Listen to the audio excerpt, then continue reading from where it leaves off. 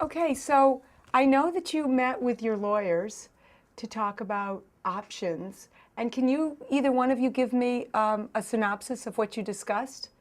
Sure. Well, we went through a whole lot of options, selling the house, renting the house, whole lot. And what it seems we concluded was that it wouldn't be fair to Paul to get rid of the house, that it's really important that he stay there.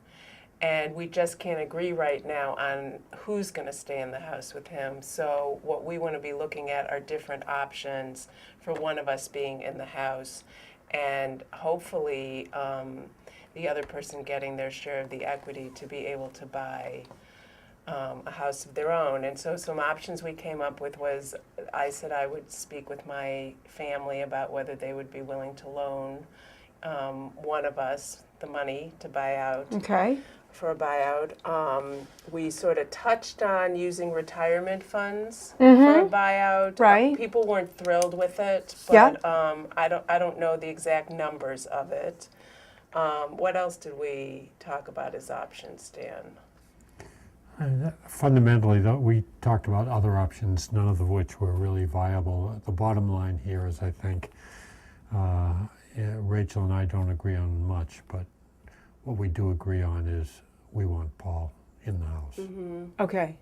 At least part-time. You want to keep the house somehow between you for Paul. Exactly. And we obviously can't live together, so it's got to be one of us in Right. there. I offered to fix up the attic or the basement for her, but That's just not realistic.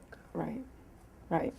Okay. Well, as you recall last time that we met, you gave me a lot of data. We agreed that I would work on getting the house valued, which I've done, and I've actually have some interesting information that I'd like to share with you.